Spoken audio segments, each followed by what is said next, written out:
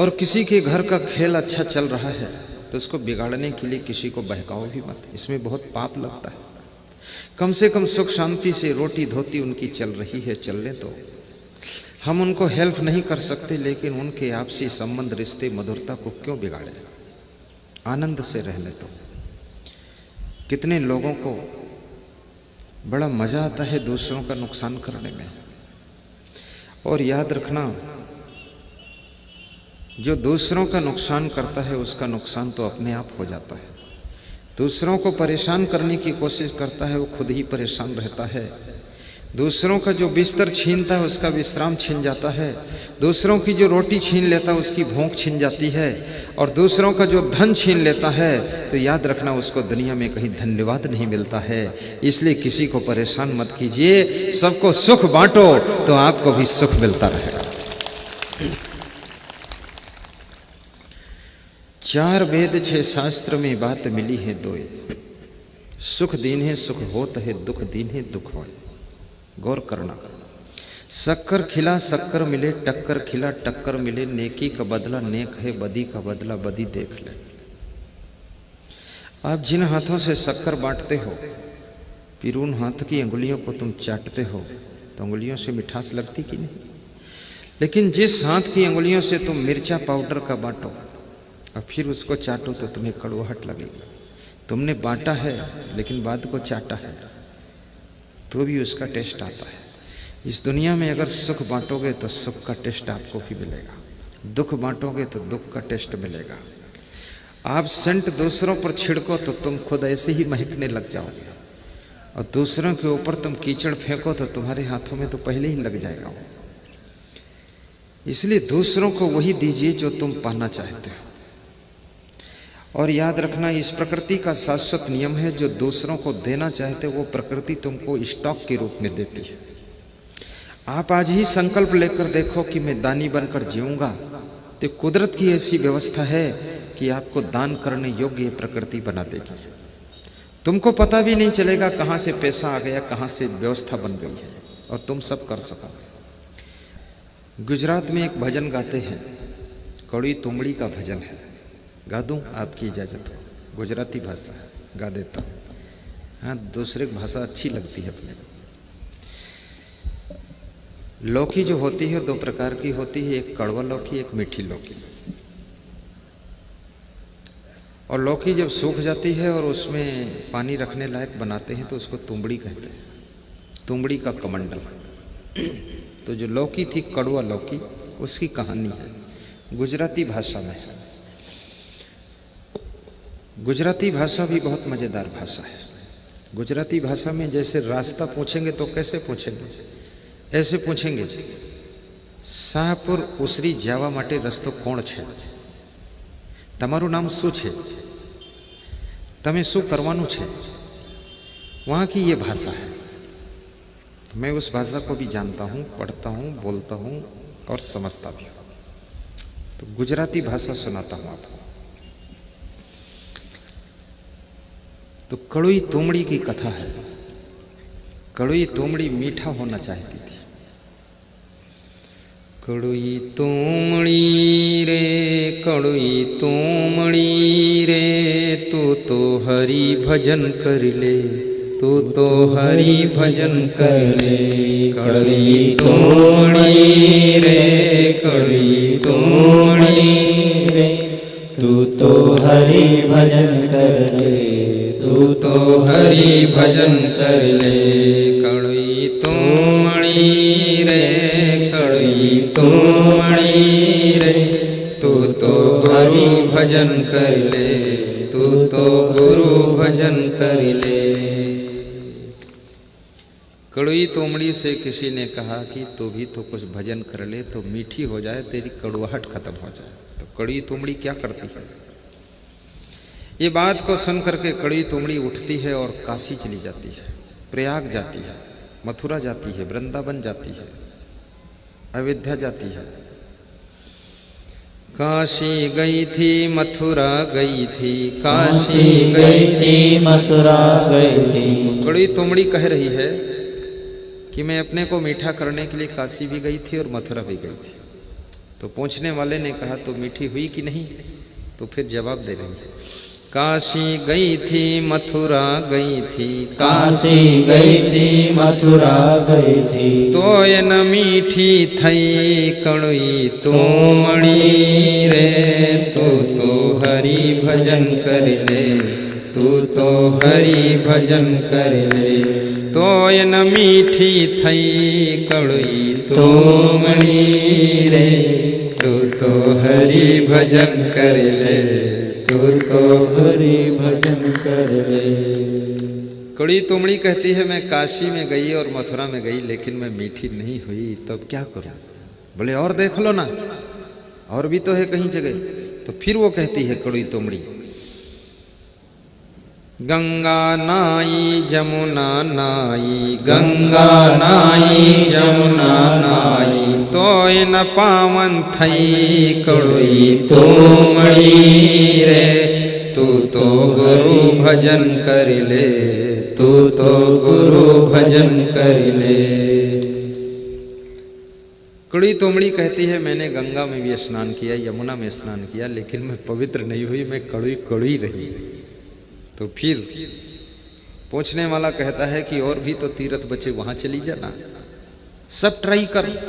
तो फिर वो बोलती है कड़ी तुमड़ी, हरिद्वार गई थी, हरिद्वार गई थी अयोध्या गई थी, हरिद्वार गई थी अयोध्या गई थी, तो न मीठी थई कड़ुई तुमड़ी रे, तू तो हरि भजन कर ले। गाओ, तुम भी गाओ, ताली बजाओ। हरि भजन कर ले, कड़ुई तुमड़ी रे, तू तो हरि भजन कर ले, तू तो हरि भजन कर ले। कड़ी तोमड़ी ने कहा मैं अयोध्या में भी गई थी, सरयू में डुबकी लगा लिया, हरिद्वार में जाकर के भी दर्शन किया, लेकिन मिठास नहीं आई, कड़वाहट गई नहीं। तो पूछने वाले ने कहा कि एक जगह तो गई कि नहीं गई? बोले कहाँ? बोले संतों का दर्शन कर और सत्संग में जाकर डुबकी लगा। तो उस तोमड़ी ने कहा मैं वहां नहीं गई। कहा वहां देख ले जाकर, साधु जोया संतो जोया, साधु जोया संतो जोया, त्यारे तो मीठी थई कड़ुई तुमड़ी रे, तू तो हरि भजन कर ले, तू तो हरि भजन कर ले, त्यारे तो मीठी थई कड़ुई तुमड़ी। जय हो पत्रकार, तू तो हरि भजन कर ले, तू तो हरि भजन कर ले, साधु जोया संतो जोया, साधु जोया संतो जोया, त्यारे तो मीठी थई कड़ुई तुमड़ी रे, तू तो हरि भजन कर ले, तू तो हरि भजन कर ले, भजन कर ले, तू तो हरि भजन कर ले, तू तो हरि भजन कर ले, तू तो हरि भजन कर ले। ये कड़ुई तोमड़ी कौन है? भाइयों और बहनों, ये कड़ुई तोमड़ी कोई और नहीं है, ये तुम्हारी कड़ुई खोपड़ी ही कड़ुई तोमड़ी है। और ये कड़ुई खोपड़ी तुम मथुरा में घुमाते हो, हरिद्वार इसको ले जाते हो, गंगा में इसको डुबाते हो, नाक दबाकर डुबकी मारते हो, लेकिन इस कड़ुई खोपड़ी की कड़वाहट जाती नहीं है। इसके भीतर जो काम क्रोध लोभ मोह ईर्ष्या द्वेष की कड़वाहट भरी है वो मिटती नहीं, ये कड़ुई की कड़ुई ही रहती है। लेकिन जब कोई महान संत का दर्शन करते हो, कोई संत की वाणी सुनते हो, प्रवचन सुनते हो, तब ये कड़ुई खोपड़ी की कड़वाहट, काम क्रोध लोभ मोह ईर्ष्या द्वेष अहंकार की कड़वाहट खत्म हो जाती है। फिर दया क्षमा संतोष सरलता नम्रता की मिठास आ जाती है, तब ये कड़ुई खोपड़ी मीठी खोपड़ी हो जाती है, तब ये धन्य हो जाती है।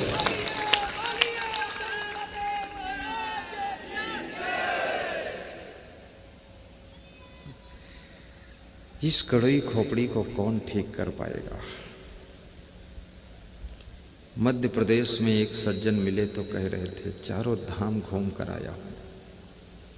तो मैंने कहा अकेले घूमे हो कि परिवार के साथ? बोले सपरिवार, विद फैमिली। तुमने कहा कुछ मिला? तो उन्होंने कहा बद्रीनाथ में गया था तो वहां इतनी ठंडी थी कि खून ठंडा हो गया, लेकिन मेरी पत्नी का दिमाग वहां भी ठंडा नहीं हुआ, बड़ा गर्म रहा।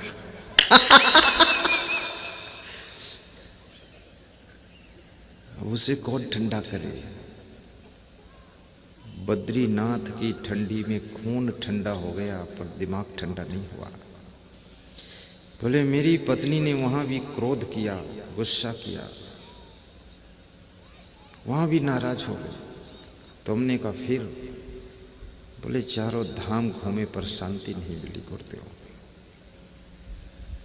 याद रखना, तीर्थ में नहाने का अर्थ है कि आपके काम, क्रोध, लोभ, मोह का मैल धुल जाए तो तीर्थ में नहाना सार्थक है। कितने लोग तीर्थ में स्नान करने जाते हैं, दूसरों का थैला चुरा लाते हैं, दूसरों को चप्पल चुरा लाते हैं। चुट्टापना गया नहीं तो वहां जाने से फायदा क्या? मैंने कहा फिर क्या किया आपने? तो उन्होंने बताया गुरुदेव टीवी चैनल में कथा भागवत प्रवचन सुनता था। अचानक एक दिन आपका प्रवचन आ रहा था पारिवारिक शांति के लिए, तो मैं 5 मिनट ही सुन पाया लास्ट में। तो मैंने वो टाइम नोट किया और अगले दिन फिर खोला उसी टाइम टीवी। तो मैं जब सुना तो मैंने सोचा कि अरे सत्संग तो चारों धाम है। तुलसीदास ने जो लिखा है वो सत्य लिखा है कि मुद मंगलमय संत समाजू, जो जग जंगम तीरथ राजू। सुनि समझहि जन मुदित मन मज्जहि अति अनुराग, लहई चार फल अछत तनु साधु समाज प्रयाग। बहुत बड़ी बात है। बोले तब पता चला कि शिव जी ने स्कंद पुराण में भी कहा है गुरु भावा परम तीर्थम। गुरु के प्रति जो तुम्हारा प्रेम भाव है ये भी एक तीर्थ स्नान का फल देता है, परम तीर्थम। गुरु भावा परम तीर्थम अन्य तीर्थम निरर्थकम। और इस गुरु के प्रति जो प्रेम भाव है, श्रद्धा भाव है, इस तीर्थ के सामने अन्य तीर्थ छोटे हैं। सर्व तीर्थमयम देवी श्री गुरोश्चरणाम्बुजम। हे पार्वती जी, समस्त तीर्थों का फल श्री गुरुदेव के कमल रूपी चरणों में प्राप्त हो जाता है। इधर उधर भटकने की जरूरत नहीं है। श्रद्धा की तीर्थ में डुबकी लगाओ, उनके प्रवचन की गंगा में नहाओ, सारा मैल धुल जाएगा और जीवन सुखी शांत हो जाएगा। करोड़ों लोगों के घरों का कलह कलेश खत्म हुआ है। संतोष भी कीजिए, स्वभाव में सरलता लाइए, वाणी में मधुरता घोलिए, व्यवहार में नम्रता रखिए, ईमानदारी, वफादारी, जिम्मेदारी से काम कीजिए, साहस और धैर्य बनाए रखिए, परिवार के सदस्यों से प्रेम भी कीजिए। प्रेम करने से प्रेम बढ़ता है। प्रेम कहीं बाजार में नहीं मिलता है और प्रेम विहीन मनुष्य पशु पक्षी से भी गिरा गुजरा होता है। पशु पक्षियों के पास में भी प्रेम होता है।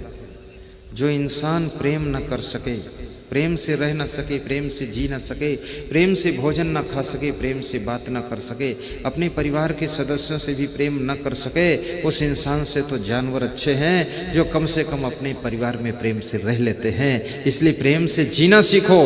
कबीर कहते हैं 2.5 अक्षर प्रेम का पढ़े सो पंडित होए।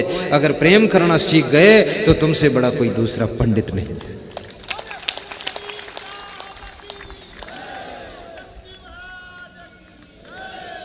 कितने घरों में लोग सुबह से लेकर शाम तक लड़ते रहते हैं, छोटी छोटी बात को लेकर। कोई गम नहीं खाना चाहता है। घर को ही कुरुक्षेत्र महाभारत का युद्ध मैदान बना दिया है। तुम ही छोटे हो जाओ, लड़ाई बंद करो, और जो दूसरों से अपने को छोटा मान लेता है वो सबसे बड़ा होता है। गम खाना ये जीवन की बहुत बड़ी विजय है, और अपनों की गम खाना कोई तौहीनी की बात नहीं है। और कहीं भी गम खाने वाले लोग, आपने सुना होगा शिशुपाल का जब जन्म हुआ तो शिशुपाल के शरीर में भुजा ज्यादा थी, तो आकाशवाणी हुई जिसके पास में जाने से इसकी भुजा खत्म हो जाएगी उसी के द्वारा ये मारा जाएगा।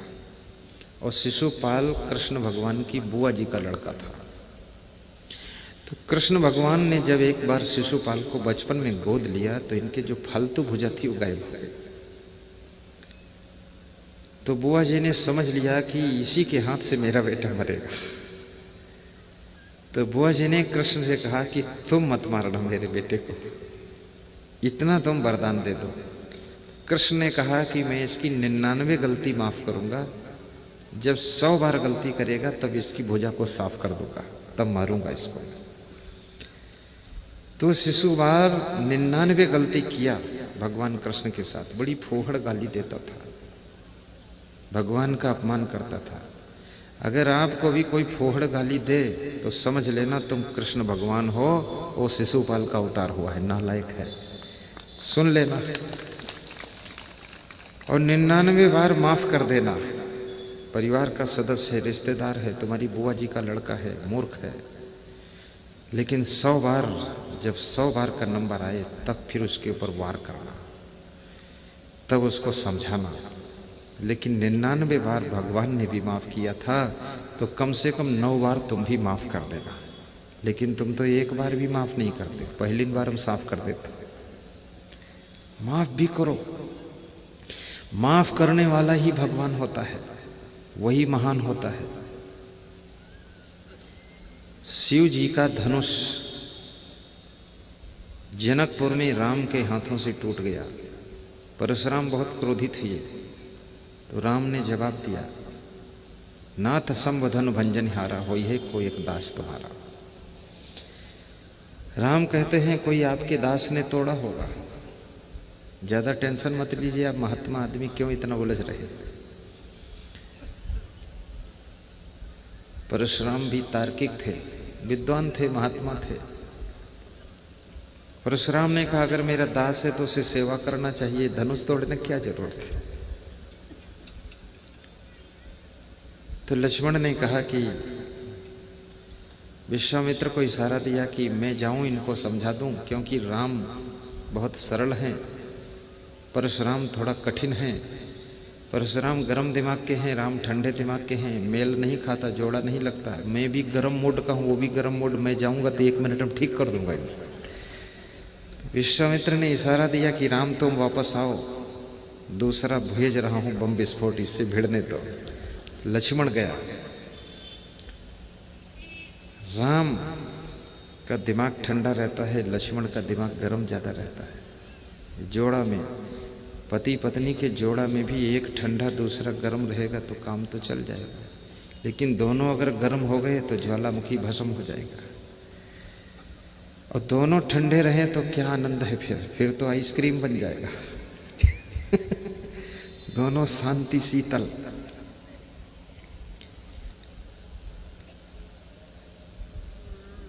लक्ष्मण जाते हैं और कहते हैं कि परशुराम जी, बाबा जी, एक इस धनुष के टूटने से इतना नाराज क्यों हो रहे हो, इस धनुष पर आपकी इतनी ममता क्यों है। ऐसी ऐसी धनु ही बचपन में मैंने न जाने कितने तोड़ दी, तब तुम गुस्सा नहीं हुए। अब एक धनुष टूट गया, इतना खाम खा नाराज होता। तो जब धनु ही कहा, परशुराम की आग लग गई कि शिव जी के धनुष को धनु ही कहता है और मेरे को कहता है कि धनुष पर ममता क्यों है, यही धनु पर ममता के हेतु। और साधु का ये सबसे बड़ा अपमान है कि उसको ये कहना कि यहाँ तुम्हारी ममता क्यों है, क्योंकि साधु की अगर कहीं ममता है तो साधु कैसा, साधु को मोह नहीं होता है। अगर मोह है तो वो साधु नहीं है। क्योंकि वो तो संसारियों की तरह मोह में फंसा हुआ है। साधु तो उसका नाम है जो मोह से पार हो गया है, और जो मोह से पार हुआ है वही तुमको भी मोह से पार कर सकेगा, अन्यथा तुम मोह में डूबे रहोगे। और जब तक तुमको मोह से ऊपर नहीं उठा सकता है साधु, तब तक तुम दुख से पार नहीं हो पाओगे, क्योंकि मोह सकल व्याधिन कर मूला, जेहिते पुन उपजे बहुसूला। इसलिए संत अपने ज्ञान से मोह से ऊपर उठाता है। आजमगढ़ में एक सज्जन आए थे, कह रहे थे मेरा बेटा मर गया। तो मैंने उनको 5 मिनट समझाया तो उनका मोह थोड़ा कम किया। पहले 5 मिनट में उनके चेहरे का भाव बदल गया। अगर 1 घंटे का मुझे टाइम मिल जाता तो ऐसे तगड़े इंजेक्शन लगाता ज्ञान के, 1 घंटे में 6 महीने का दुख खत्म कर देता। क्योंकि संत उसी का नाम है जो अपने ज्ञान के इंजेक्शन के द्वारा संसार के करोड़ों जीवों के दुखों को मिटा देता है और उनको सुखी कर देता, वही संत होता है।